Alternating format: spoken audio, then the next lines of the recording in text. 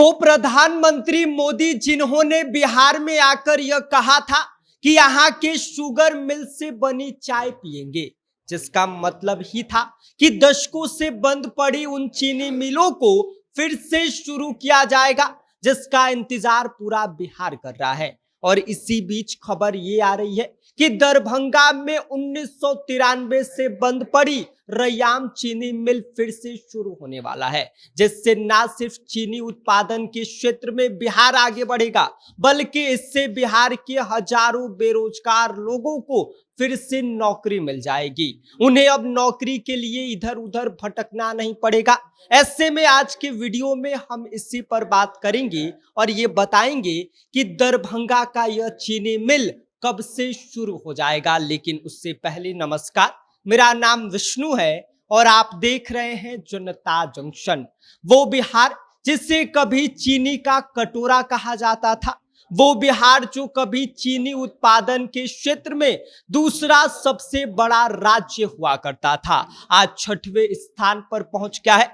कारण बिहार में दशकों से बंद पड़ी कई चीनी मिलें, जिसको अब फिर से शुरू करने के लिए सरकार ने मुहिम तेज कर दी है। और इसी कड़ी में दरभंगा जिले की बंद पड़ी रैयाम सहकारी चीनी मिल को फिर से चालू करने की दिशा में सरकार ने बड़ा कदम उठाया है। लंबे समय से सिर्फ वादे और चर्चाओं में रहने वाला यह चीनी मिल अब कागज से निकलकर जमीन पर उतरने की तैयारी में है। राज्य सरकार के सहकारिता विभाग ने इसके लिए डीपीआर यानी कि विस्तृत परियोजना रिपोर्ट तैयार करने का आदेश दे दिया है। आसान भाषा में कहे तो अब यह प्लानिंग स्टेज पर पहुंच चुका है। यह पूरा प्रोजेक्ट सरकार की समृद्ध उद्योग सशक्त बिहार योजना के तहत आगे बढ़ाया जा रहा है। इस योजना का मकसद ही है बिहार में बंद पड़े उद्योगों को फिर से जिंदा करना, नए रोजगार के मौके पैदा करना और राज्य की आर्थिक स्थिति को मजबूत बनाना। और इसी कड़ी में रैयाम चीनी मिल को दोबारा शुरू करने का फैसला लिया गया है। इस प्रोजेक्ट को आगे बढ़ाने के लिए 23 फरवरी 2026 को बिहार सरकार और राष्ट्रीय सहकारी शक्कर कारखाना संघ लिमिटेड नई दिल्ली के बीच में एक समझौता हुआ था। इसके बाद इस संस्था ने पूरी चीनी मिल का जायजा लिया था कि क्या स्थिति है, क्या संभावनाएं हैं और क्या इसे फिर से चलाना मुमकिन है या नहीं। लेकिन इस बीच अच्छी खबर ये रही कि संस्था ने अपनी रिपोर्ट में मिल को फिर से शुरू करने के लिए सकारात्मक संकेत दिए और सरकार ने भी इस रिपोर्ट को मंजूरी दे दी है।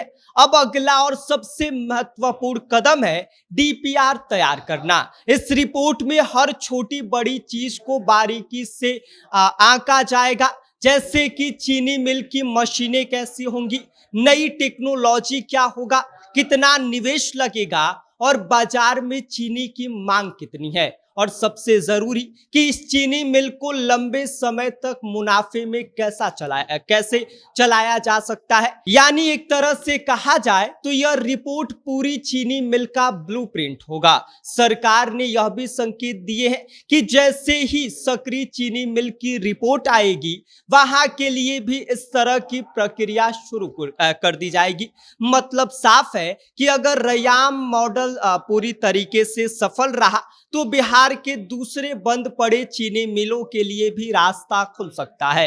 अब बात करते हैं सबसे अहम हिस्से आपकी और हम जैसे लोगों की।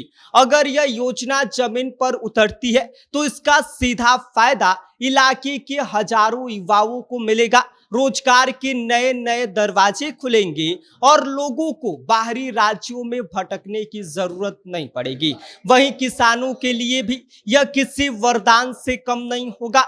गन्ने की खेती को फिर से बढ़ावा मिलेगा और उन्हें अपनी फसल का सही दाम भी मिल सकेगा। तो कुल मिलाकर बात यह है कि रैयाम चीनी मिल सिर्फ एक फैक्ट्री नहीं होगा, यह एक नई उम्मीद होगा, एक नई शुरुआत होगा उन लोगों के लिए जो गन्ना की खेती में अपना किस्मत आजमाना चाहते हैं, उन लोगों के लिए जो लोग बेरोजगार हैं। अब देखने वाली बात यह होगी कि यह प्लान कितनी तेजी से जमीन पर उतरती है और बिहार को फिर से चीनी का कटोरा बनाने की दिशा में कितना आगे ले जाती है। बाकी आप इस पूरी खबर को लेकर क्या सोचते हैं, इस पर आपकी क्या कुछ प्रतिक्रिया है, अपनी राय हमें कमेंट कर दीजिए। आप देख रहे हैं जनता जंक्शन, मेरा नाम विष्णु है।